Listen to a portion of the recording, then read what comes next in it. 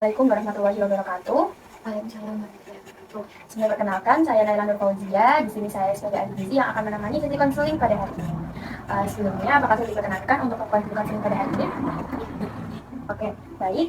Sebelumnya berkenal dengan Ibu Afila. Ya, betul Ibu Afila. Oke, jadi tujuan saya pada hari ini tentunya untuk melakukan konseling dan saya nanti akan menjelaskan terkait pola hidup sehat Ibu.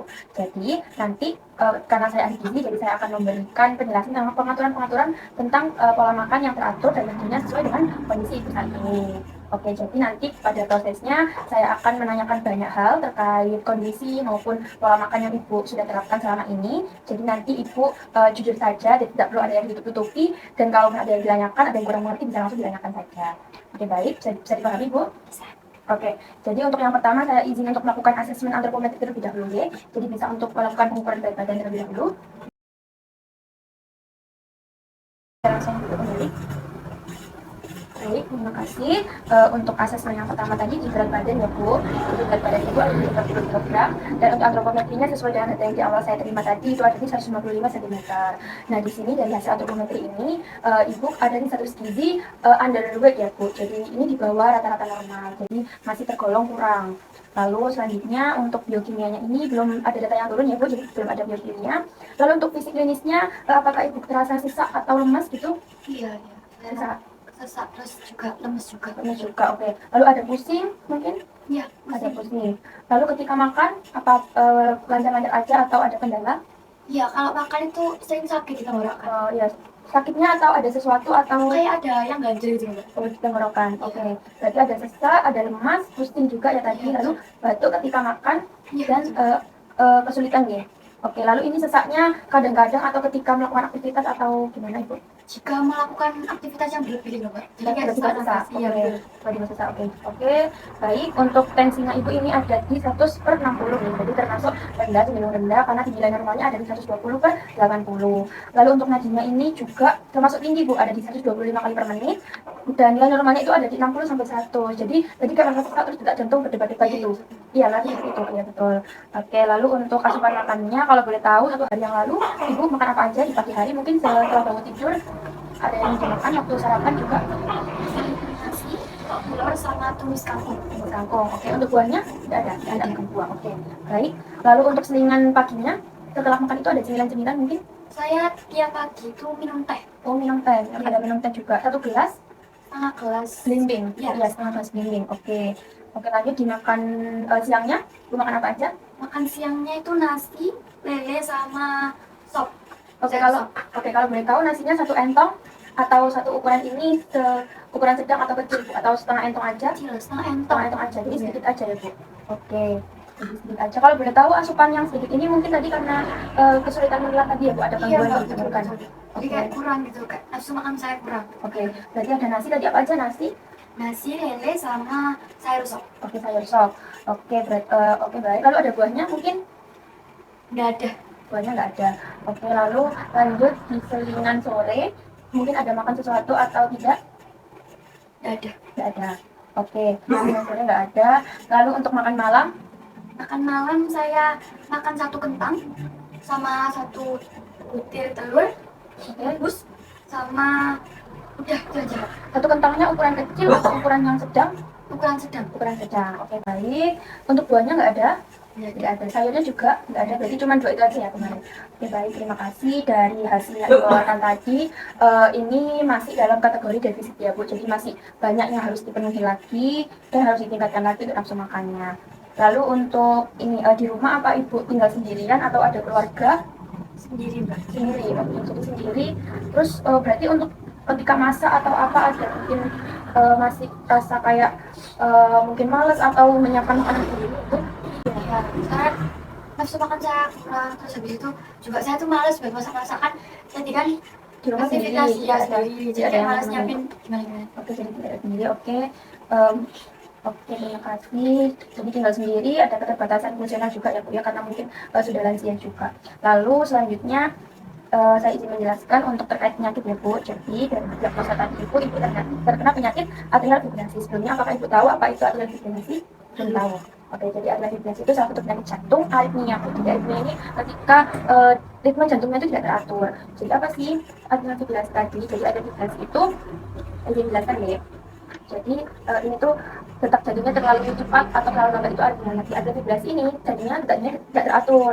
Nah, biasanya itu ini ada di 100 lebih dari 100 kali per menit. Jadi yang seperti diagnosa tadi. Nah, lalu ini gejalanya apa saja? Biasanya ini ada di sini Bu. Faktor resikonya ada di hipertensi, mungkin ada tekanan darah yang tinggi, lalu juga ada penyakit jantung, mungkin sebelumnya pernah mengalami penyakit jantung, lalu juga ada merokok, atau kafein. Nah, tadi mungkin dari salah satu yang Ibu jelaskan sering minum teh ya di pagi hari. Iya, Minum teh ya. Nah, itu teh itu juga mengandung kafein, yang dimana itu juga jadi faktor resiko penyakit jantung.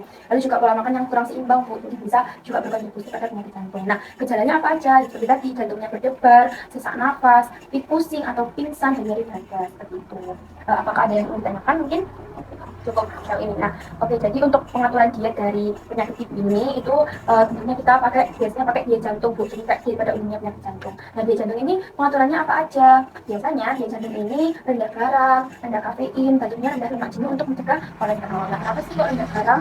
Karena garam itu istilahnya kayak dia itu punya aliran listrik Bu. Jadi kalau ketika banyak garam yang masuk ke darah kita, jadi dia kayak ada aliran listrik yang menambah si tekanan darah itu. Jadi kejadiannya lebih keras lagi. Jadi untuk saat ini sementara dulu untuk makanan-makanan tinggi garam, tinggi lemak, tinggi kafein itu dikurangi terlebih dahulu ya. Nah, contoh-contohnya apa aja? Nah, contoh-contohnya untuk makanan tinggi garam itu biasanya kayak ikan asin, makanan instan, makanan kaleng. Meskipun makanan instan ini rasa tidak asin, tidak terasa asin, tapi biasanya juga mengandung banyak garam seperti itu. Lalu juga ada vitamin kental, gorengan, kopi, minum teh, berbuah juga dapat mempengaruhi dari penyakit jantung Bu. Lalu makanan yang dianjurkan apa aja? Itu ada karbohidrat seperti nasi, kentang, oatmeal, lalu proteinnya juga ada ikan, terus ada ayam tanpa kulit, ada tahu dan juga tempe. Lalu untuk sayurnya ada sayur bayam, ada brokoli, wortel, ada tomat juga, ada pisang, alpukat dan juga.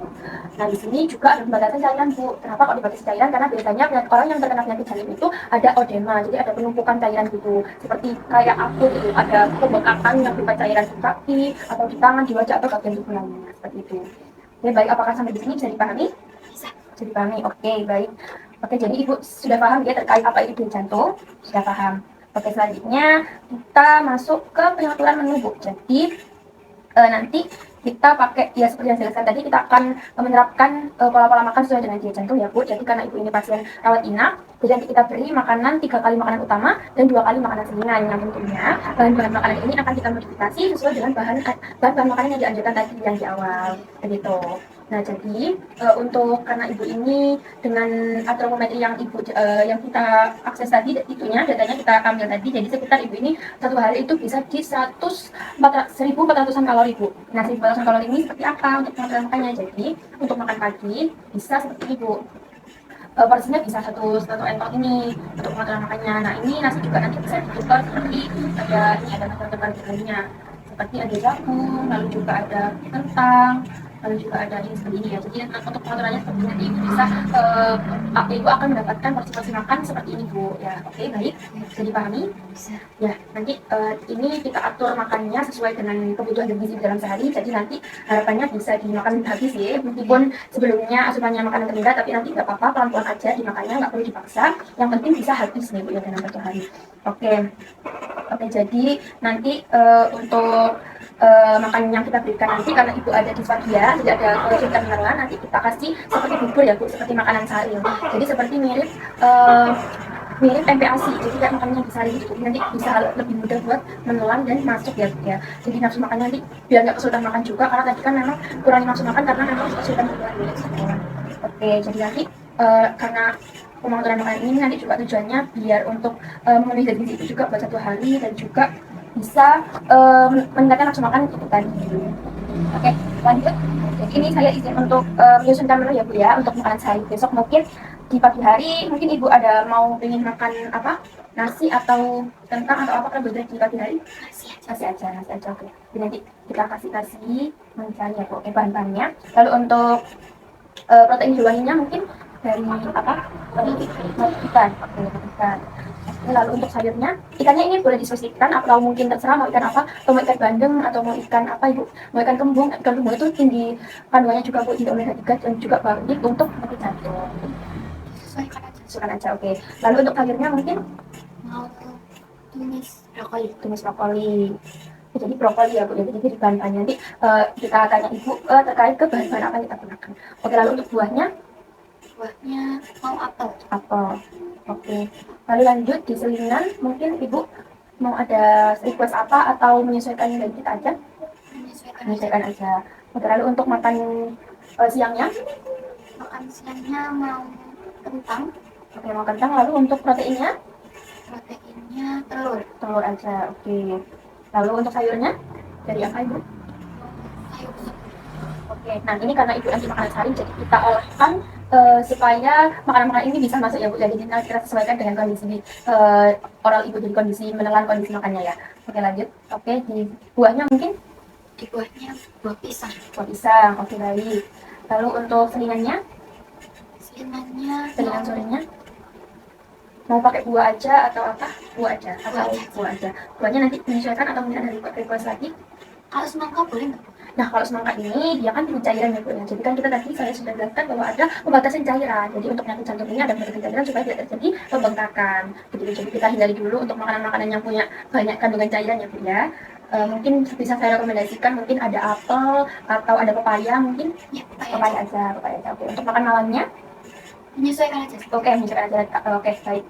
Oke, jadi menyesuaikan aja. Nanti mungkin dari pengaturan ini, mungkin kalau misalnya Ibu ada sesuatu yang membuat kurang nafsu makan atau ingin ganti makanan, boleh banget Bu, karena memang kita juga ada yang namanya DPND. Jadi ada daftar penukar bahan makanan. Nah, daftar penukar bahan makanan ini bisa ditukarkan seperti tadi. Kalau nasi itu bisa jadi kentang. Mungkin nanti Ibu kalau bosan, Mbak saya bosan makan nasi, nanti bisa kita gantikan dengan kentang ataupun oatmeal gitu. Untuk proteinnya juga sama demikian, dan sayur maupun buah juga demikian. Gitu.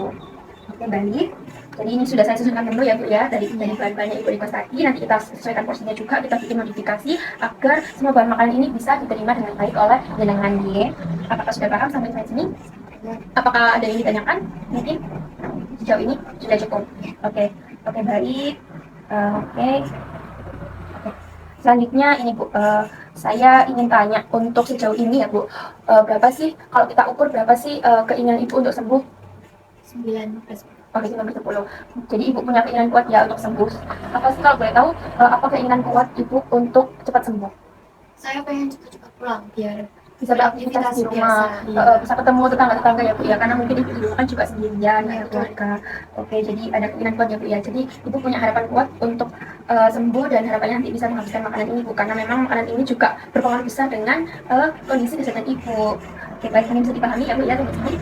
Oke, mungkin saya tanya kembali untuk terkait penjelasan tadi. Mungkin Ibu bisa mengulang penjelasan yang saya berikan tadi, dimulai dari yang pertama, pengaturan dietnya. ya diet jantung.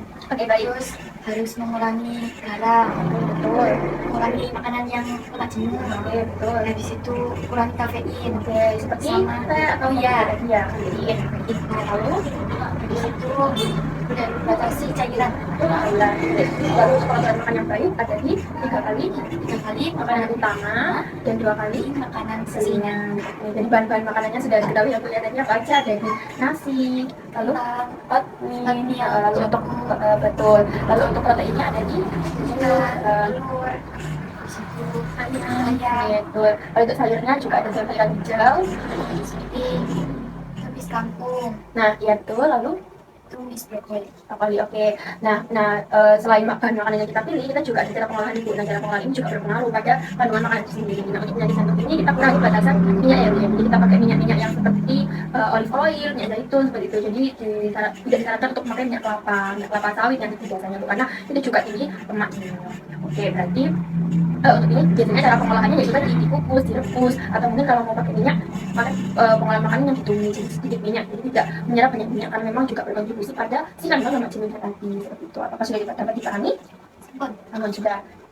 Oke, baik. Apakah ada yang bertanyakan lagi? Sudah. Berarti Ibu sudah paham ya dengan kondisi Ibu sekarang dan apa yang perlu dilakukan selanjutnya? Ya, baik. Oke. Jadi untuk kunjungan selanjutnya akan kita lihat progresnya. Semoga nanti dari semua ini Ibu dapat cepat membaik, segala gejala-gejala dan diagnosanya akan segera pulih, dan tentunya Ibu akan lebih cepat sembuh ya Bu ya.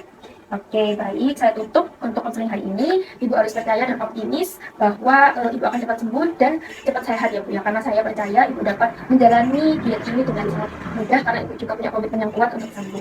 Ini itu saja dari saya. Apakah ada yang ditanyakan lagi untuk terakhir kalinya? Apakah sudah cukup? Sudah. Sudah cukup. Oke, baik. Terima kasih. Saya tutup untuk konseling hari ini. Terima kasih atas kehadirannya Bu untuk konseling ini. Sampai jumpa di konseling selanjutnya. Terima kasih. Wassalamualaikum warahmatullahi wabarakatuh.